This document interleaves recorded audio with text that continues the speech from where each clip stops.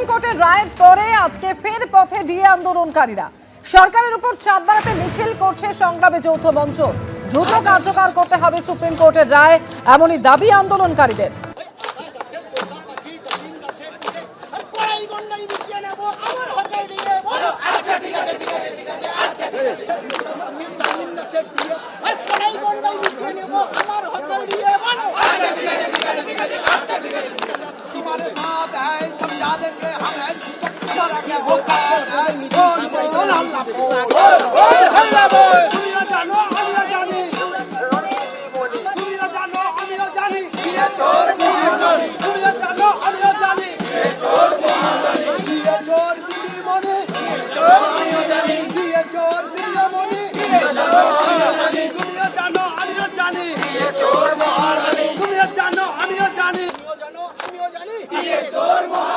সবার পকেট গড়ের মাঠ লুট করেছে কালীঘাট, সবার পকেট গড়ের মাঠ লুট করেছে কালীঘাট, করেছে কালীঘাট সবার পকেট গড়ের মাঠ করেছে কালীঘাট, সবার পকেট গড়ের মাঠ। সাহেব পিছবা বলছে বাংলার অভিশাপ, সাহেব পিছবা বলছে বাংলার অভিশাপ।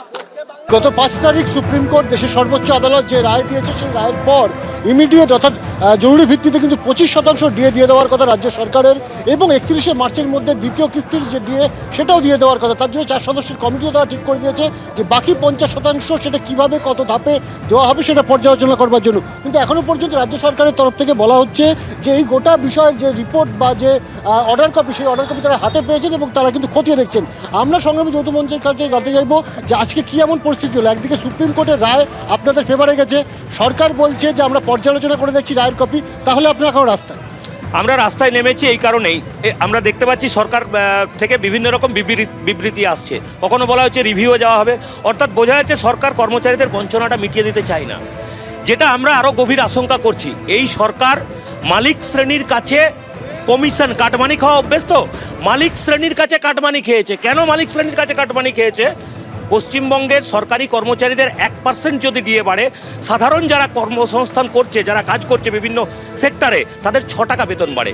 অর্থাৎ 40% বকেয়া দিলে 240 টাকা বেতন, 250 টাকা মালিক শ্রেণীর লাগবে।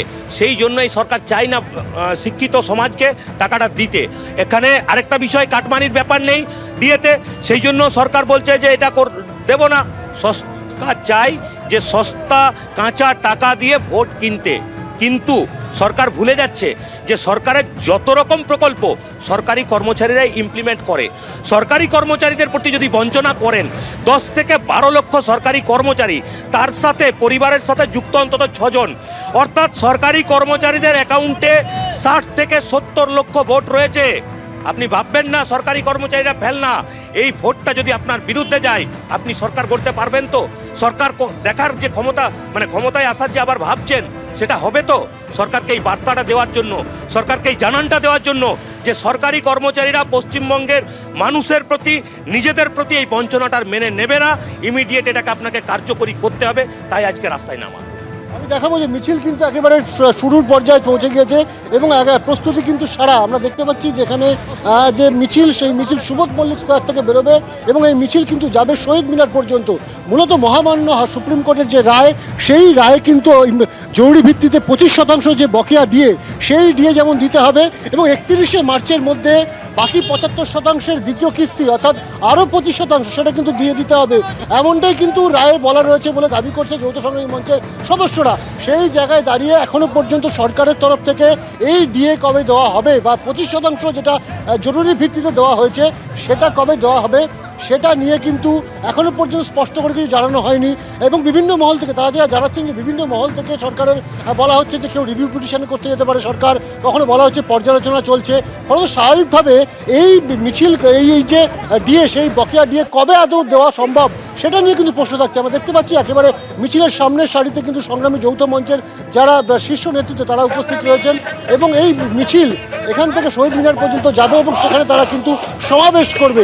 স্বাভাবিকভাবে তারা কিন্তু সরকারের উপরে চাপ সৃষ্টি করতে চাইছে এবং কিছুক্ষণ আগেই সংগ্রামী যৌথ মঞ্চের এক সদস্য যেমনটা বললেন যে শুধুমাত্র যে ডিএ না দিয়ে সরকার যদি মনে করে রিভিউয়ের নামে বিষয়টাকে ঝুলিয়ে রাখবে, তাহলে কিন্তু সরকারকেও মাথায় রাখতে হবে যে প্রায় 12 লক্ষের কাছাকাছি যে সরকারি কর্মচারীরা রয়েছেন, তাদের পরিবারের সদস্যরা রয়েছে, সেই যে প্রায় 70-80 লক্ষের একটা ভোট ব্যাংক, সেটাও কিন্তু সরকারের বিরুদ্ধে চলে যেতে পারে। এই হুঁশিয়ারিও কিন্তু দেওয়া হচ্ছে, অর্থাৎ রাজনৈতিকভাবে কিন্তু চাপ তৈরির চেষ্টা চলছে একেবারে একেবারে। অনির্বাণ, অর্থাৎ এই বকেয়া দিয়ে রাজ্য সরকার না দিলে সেক্ষেত্রে আগামী দিনে আরো বৃহত্তর আন্দোলনের হুঁশিয়ারি দিচ্ছেন তারা। এবিপি আনন্দ, এগিয়ে থাকে, এগিয়ে রাখে।